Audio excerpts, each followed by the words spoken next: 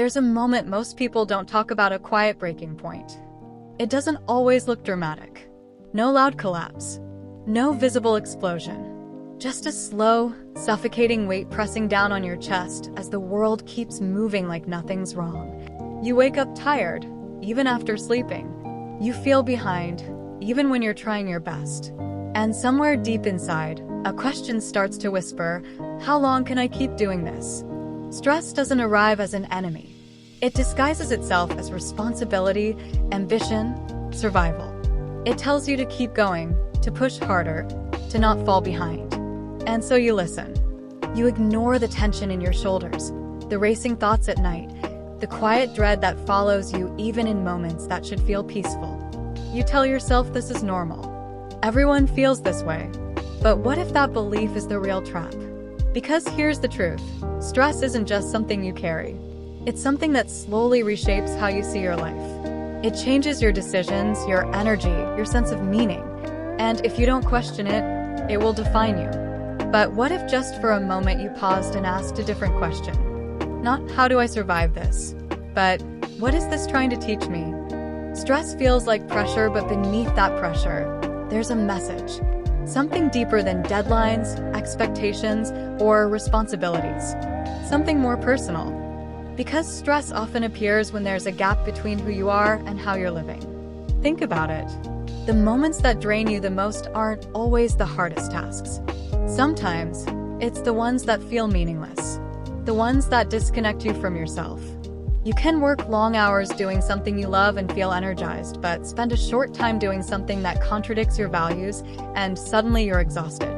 That's not weakness. That's awareness trying to break through. Your mind isn't your enemy. It's reacting. It's signaling. Stress is not always a sign that you're doing too much. Sometimes, it's a sign that you're doing too much of what doesn't matter to you. And ignoring that signal only makes it louder. But here's where most people go wrong. They try to eliminate stress completely. They search for balance, for peace, for escape. Yet in doing so, they miss something essential. Because stress isn't meant to disappear. It's meant to be understood. And once you begin to understand it, everything starts to change. In Japan, there's a quiet philosophy that has guided people for generations. It's called Ikigai, a simple word with a profound meaning, a reason for being. Not success, not productivity, but purpose, something that makes life feel worth living. Ikigai lives at the intersection of four things: what you love, what you're good at, what the world needs, and what you can be rewarded for. But it's not a formula you solve overnight. It's something you discover slowly by listening to yourself more honestly than you ever have before. Here's where it changes everything. When your life aligns with your Ikigai, stress doesn't disappear, but it transforms. It stops feeling like resistance and starts feeling like effort that matters. The kind of effort that, even when it's hard, still feels meaningful. Like climbing a mountain you chose, instead of being pushed up when you never wanted. This doesn't mean your life becomes easy. It means your struggle becomes yours. And there's something powerful about that. Because when you suffer for something meaningful, the weight of stress shifts. It no longer crushes you, it shapes you. One of the biggest mistakes we make is trying to control everything. We plan, we organize, we prepare for every possible outcome. And when things don't go as expected, which they often don't, we feel stressed, overwhelmed, even defeated. But control is an illusion. Life doesn't move according to your plans. It never has. And the more tightly you try to hold on to certainty, the more fragile you become when uncertainty appears. This is where stress thrives, in the gap between what you want to happen and what actually happens. In Japanese philosophy, there's an understanding that not everything is meant to be controlled. Some things are meant to be accepted, observed, lived through, like the changing seasons or the rise and fall of waves. You don't fight the ocean. You learn how to move with it. When you stop resisting reality, something unexpected happens. The tension begins to soften. Not because your problems disappear, but because your relationship with them changes. Stress loses its grip when you stop treating it as something to defeat and start seeing it as something to navigate. Imagine two people carrying the same weight. One sees it as a burden. The other sees it as training. The weight hasn't changed, but the meaning has. And meaning is everything.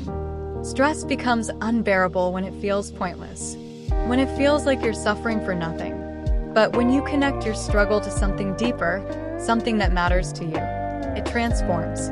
It becomes a challenge instead of a punishment, a path instead of a trap. This is the heart of stress reframing. Not denying the difficulty, not pretending everything is fine, but choosing to interpret your experience in a way that empowers you. Asking yourself, what is this preparing me for, instead of why is this happening to me? It's a subtle shift, but it changes everything, because your mind follows the meaning you give it. And when that meaning aligns with your Ikigai, even the hardest moments begin to carry a sense of direction. You're no longer just enduring, you're becoming. Sometimes, the real source of stress isn't what you're doing, it's what you're holding on to. Expectations that no longer serve you. Paths you chose out of fear, not purpose. Versions of yourself that you've outgrown, but are afraid to release. Letting go is not easy. It requires honesty.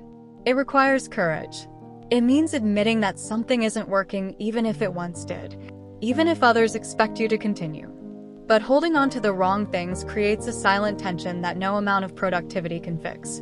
Realignment doesn't happen in one big decision. It happens in small, quiet choices. Choosing rest when you need it. Choosing authenticity over approval. Choosing to listen to that voice inside you, even when it doesn't make logical sense yet. This is where Ikigai begins to reveal itself, not as a sudden realization, but as a gradual return to yourself. And as you realign, something shifts. The stress that once felt overwhelming starts to fade, not because your life is perfect, but because it finally feels true. What if stress isn't something to eliminate, but something to learn from? What if every moment of tension is pointing you towards something important, something you've been avoiding, ignoring, or misunderstanding? When you start to see stress as a teacher, your entire perspective changes. You stop asking, how do I get rid of this? And start asking, what is this trying to show me? And in that question, you find clarity. You begin to notice patterns. The situations that drain you. The ones that energize you. The moments where you feel most aligned and the ones where you feel lost. And slowly, piece by piece, you start to build a life that reflects who you really are, not who you think you're supposed to be. This doesn't make you immune to stress, but it makes you resilient, grounded, aware. Because now, stress is no longer something that controls you, it's something that guides you. And that changes everything. One day, you'll notice something different. The things that used to overwhelm you don't hit the same way anymore. Not because life got easier, but because you got stronger. Not louder, not harder, but deeper. You've learned to pause instead of panic. To reflect instead of react. To trust that even in discomfort, there's meaning. And that trust changes how you move through the world. You're no longer chasing a stress-free life because you understand now that such a life doesn't exist. Instead, you're building something more powerful, a meaningful life. One where stress has a place, but not control. One where challenges are part of the journey, not obstacles to your happiness. One where your Ikigai quietly guides you, even in moments of uncertainty. And in that space, something extraordinary happens. You stop fearing stress. You stop running from it. You start walking with it, calm, aware, and grounded in who you are. Because the truth is, stress didn't change your life. You did.